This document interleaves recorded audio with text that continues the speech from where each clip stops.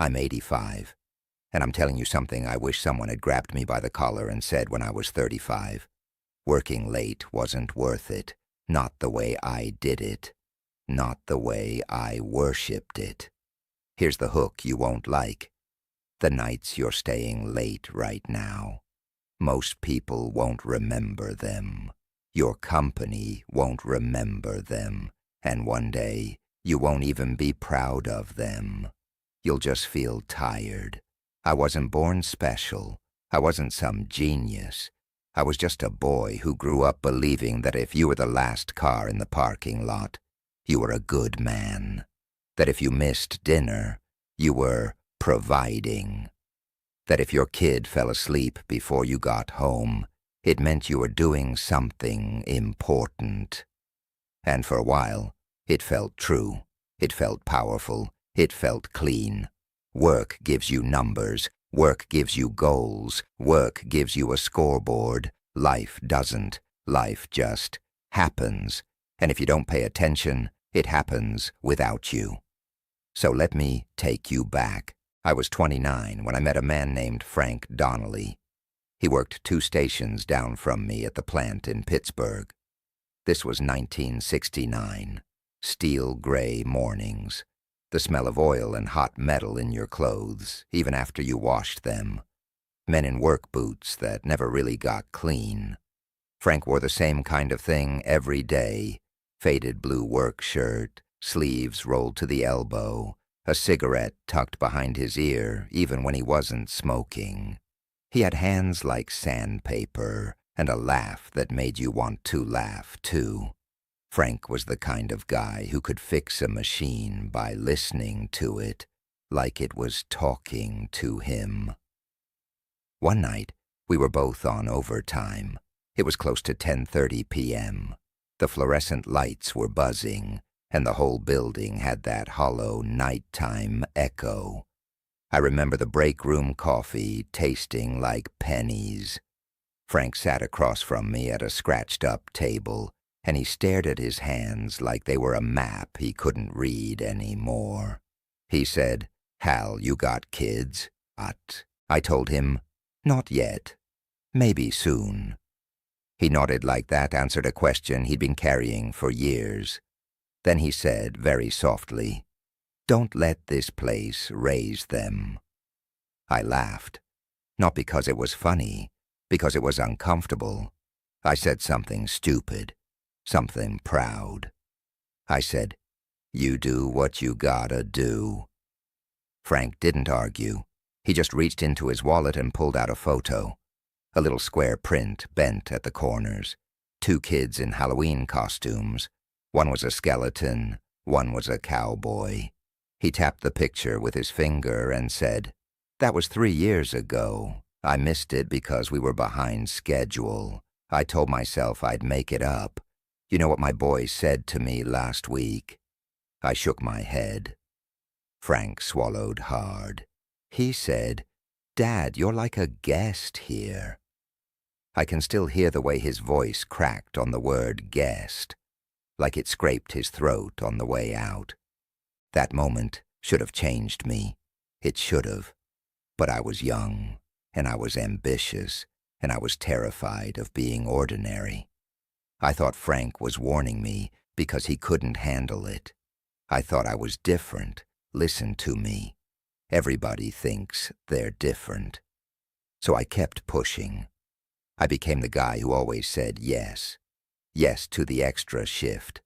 Yes to the late meeting. Yes to the quick call that was never quick.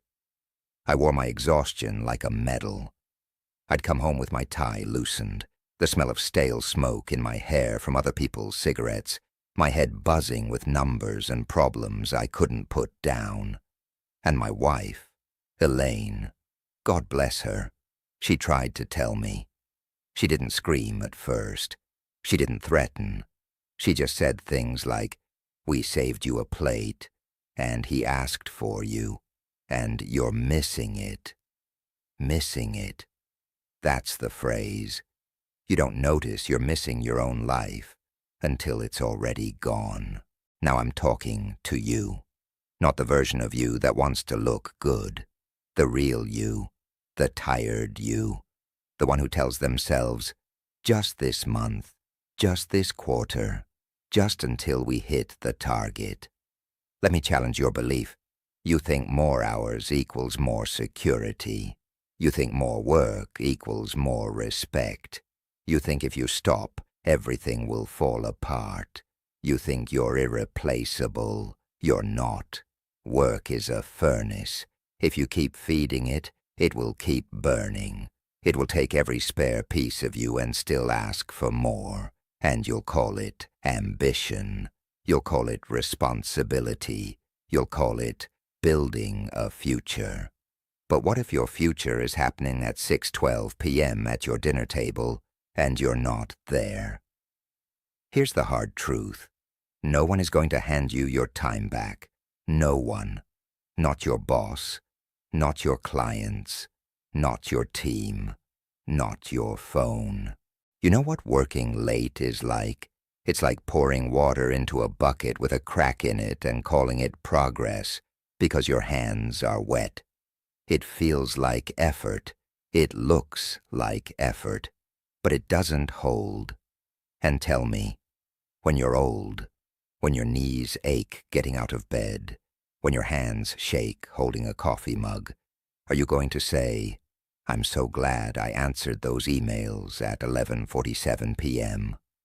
Or are you going to say, where did everybody go? Let me give you another story. This one is mine. It was Tuesday, April 14th, 1987. I remember the date because it's branded into me.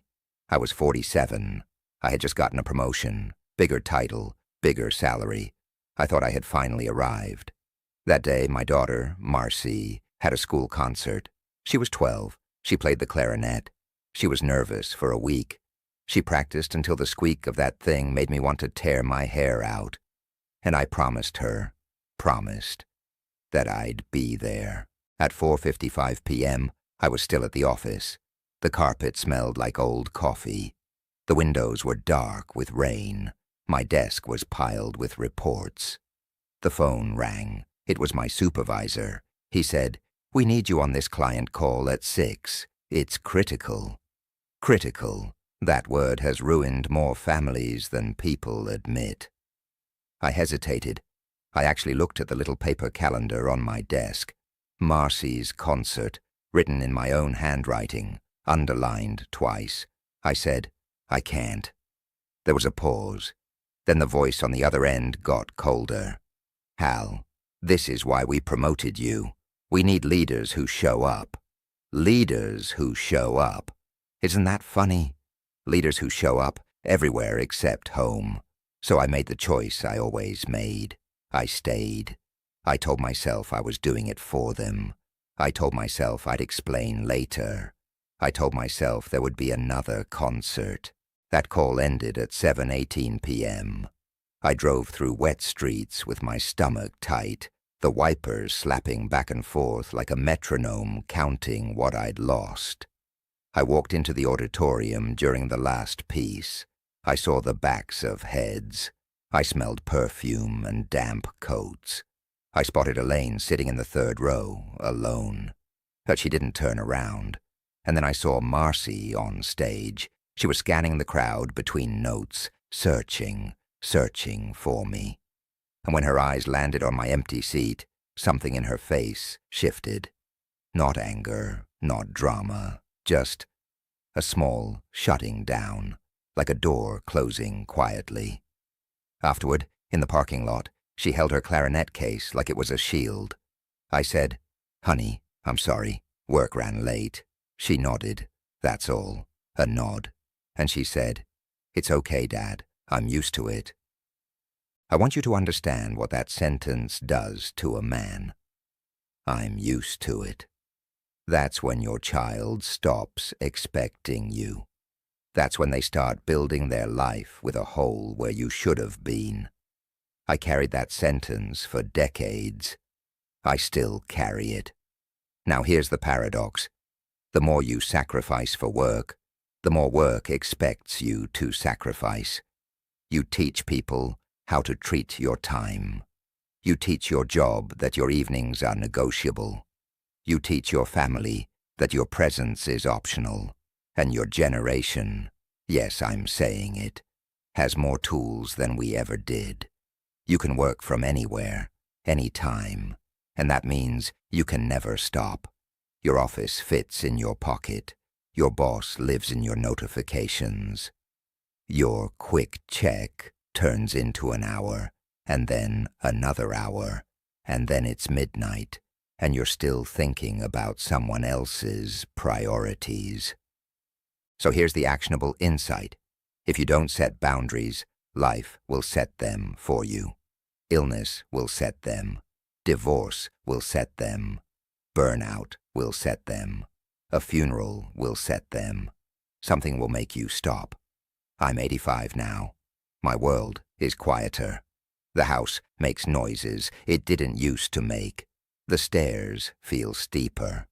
I sit in my chair in the late afternoon light, and I think about what mattered.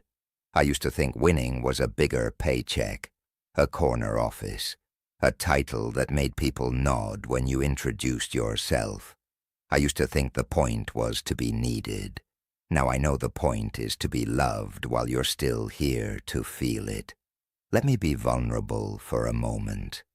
When Elaine got sick, when she got really sick, I realized I didn't have practice being with her. I knew how to solve problems. I knew how to plan. I knew how to grind. But I didn't know how to just sit quietly and be present without reaching for a task. That's what work does if you let it. It turns you into a human doing, not a human being. I've stood in a kitchen at 2 a.m. at 72 years old, staring at a glass of water, and thought, I would trade every bonus I ever got for one more ordinary Tuesday with her when we were 40. That's the real math, not dollars, days. So I'm going to give you steps. Simple, not easy. Simple. 1. Decide what enough is. Decide it. Write it down. Because if you don't choose enough, your job will choose more. Enough money, enough status, enough overtime. Pick a number. Pick a boundary. I leave by 5:30, 3 nights a week. I don't answer email after 8 p.m. Not vague, specific. Why? Because vague boundaries get negotiated. Specific boundaries get respected. 2. Stop confusing urgency with importance. Most late work is not life or death. It just feels that way because someone else waited too long. Ask one question before you stay late. Will this matter in 90 days? If the answer is no, go home. Why? Because your family will matter in 9,000 days if you don't lose them first. 3. Put the real commitments on the calendar first. The dinner, the walk, the bedtime story, the weekly coffee with your spouse. Schedule it like a meeting with the most important client you'll ever have. Because you are already loyal to your job by default. Your family needs you to be loyal on purpose. Why? Because people don't bond by accident. They bond by repetition, by showing up, again and again. 4.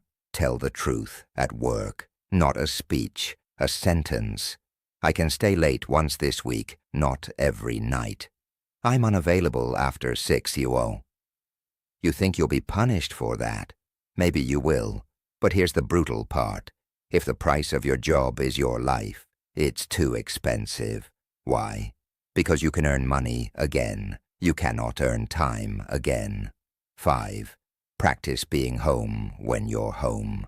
Put the phone down, sit on the floor, ask questions and wait for the answer. Look at faces, listen for the small things. Why? Because one day the house goes quiet and you'll realize you spent your best years half present. And if you're thinking, Hal, you don't understand my pressure, let me tell you something. I do understand pressure. I lived inside it, but I also understand regret. and regret is heavier than pressure. Pressure is loud, regret is silent. Pressure leaves when the deadline passes. Regret stays. I'll close where I began. I'm 85. I've buried friends who were 62, 58, 71. Mortality isn't a motivational poster. It's a calendar you don't control. And every late night you choose is a page you tear out and throw away. So here's my final challenge. Go home earlier than feels responsible. Call the person you keep meaning to call. Sit at the table, even if it's messy. Be there, even if you're tired. Especially if you're tired. Because the truth is simple. Success that costs your life isn't success. It's just a fancy way to disappear. All right, that's all. Go live.